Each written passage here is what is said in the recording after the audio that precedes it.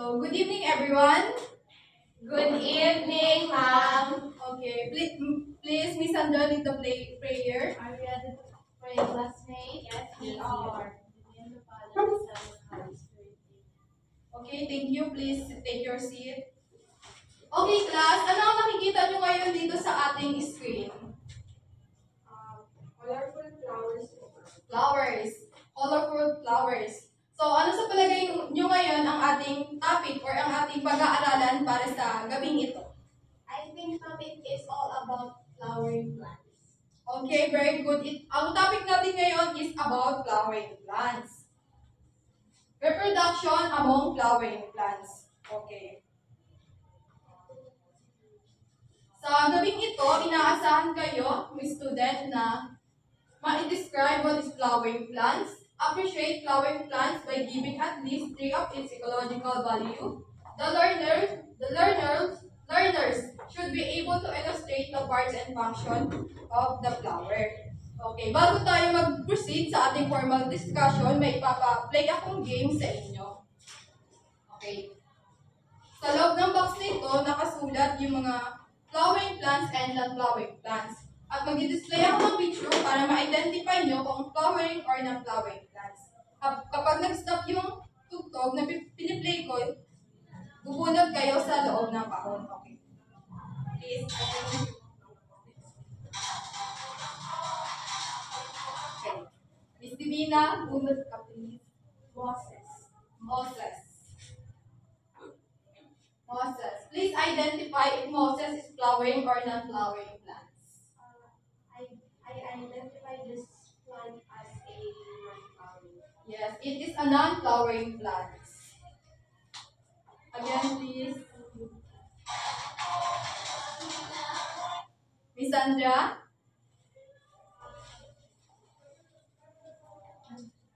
Orchids. Flowering plants. Yes, orchid is a flowering plant. Another round, please.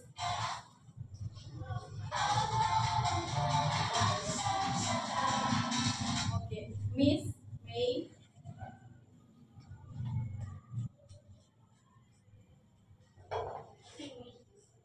Seaweed.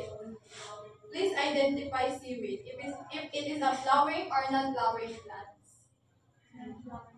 Okay, very good. Seaweed is non-flowering plants. Okay, today class, dahil natapos ng ating game, mag-play si teacher ng isang video.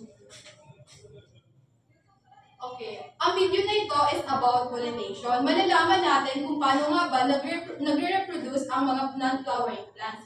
Ang flowering plants ay may 2 types of reproduction, which is the sexual and asexual reproduction. Pero magpo-focus tayo ngayon sa sexual reproduction, which is doon nakaloob ang pollination. Okay, class, ngayon napanood nyo na ang video ito, na nagpapakita kung paano ba nangyayari ang pollination. May tanong si teacher sa inyo, class. Saan nga ba nakahanap ang mga flowers? Or saan tayo makikita ng mga flowers? Okay, Miss Sandra. Garden. Yes, sa garden, makakakita tayo ng mga flowering plants. Another one, please. In the backyard. Yes, in the backyard. Very good. Miss Arlene, saan ka nakakakita ng mga... Yes, sa school. Very good. Okay. Ngayon naman, dahil nasagot nyo na maayos, ang tanong ni teacher, pag-usapan natin ang parts of the flower.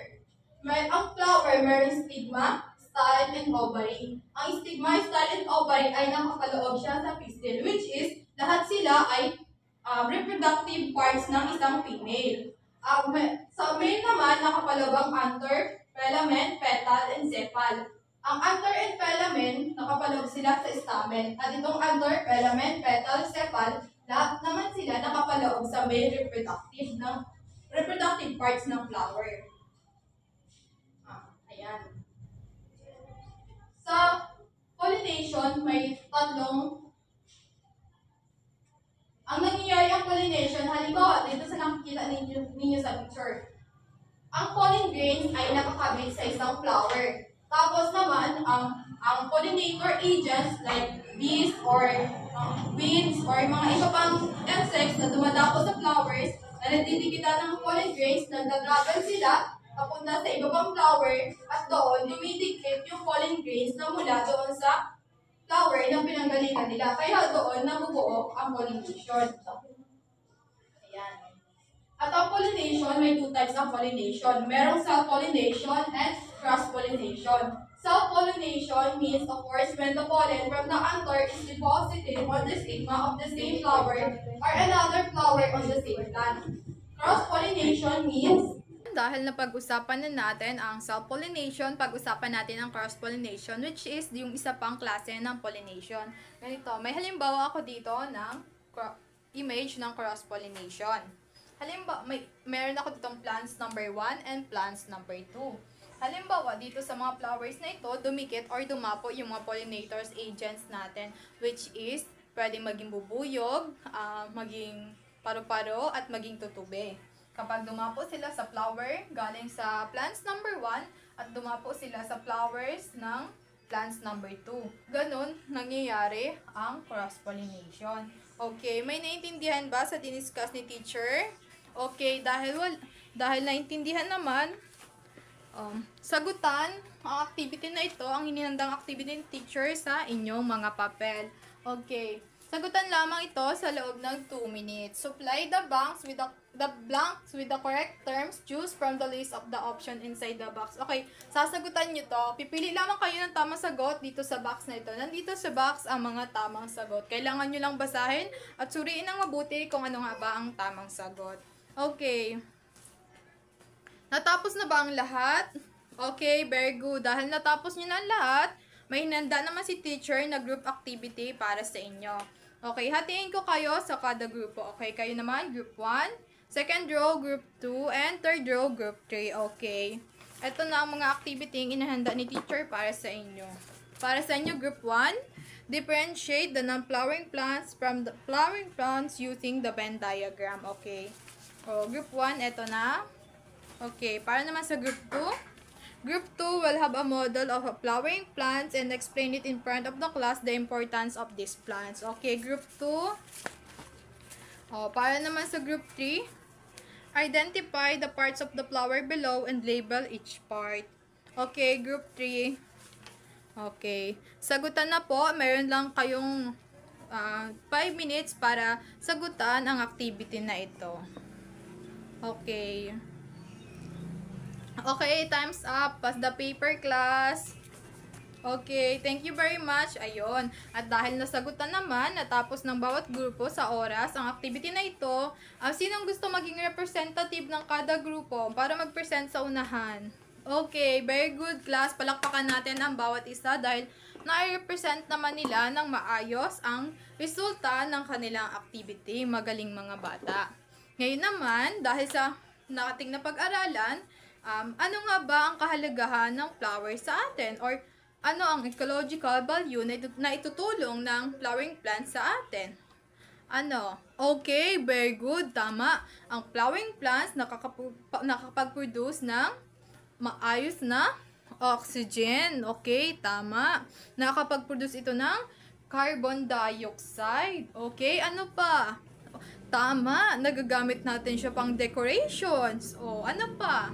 Okay, nagagamit natin ang flowering plants para ma-express natin yung love natin or yung care natin sa isang tao or sa mga mahal natin sa buhay. Very good, very good.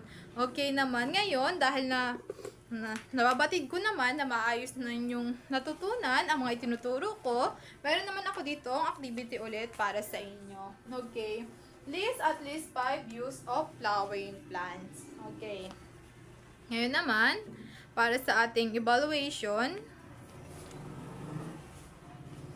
ito naman, para sa ating evaluation, pwede nyo siyang sagutan ng true or false, yes or no, or depende sa, pwede nyo siyang sagutan ng true or false, or yes or no. Okay naman. Ayun, natapos na ba ang ating evaluation? Okay. Ngayon naman, napakaganda ng resulta. May mga katanungan po ba? May mga hindi naintindihan sa ating lesson para sa araw na ito? Okay, salamat naman kung gano'n na naintindihan ng bawat isa ang lesson natin para sa araw na ito. Ngayon, bibigyan ko kayo ng assignment.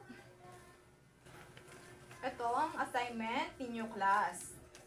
Draw a flowering plant that you seen at home and identify the parts aside from the flowers that we have already taken up from our discussion. Okay, yun lang naman. Maraming salamat sa pakikinig ng bawat isa. Okay, class. Goodbye. Dismiss.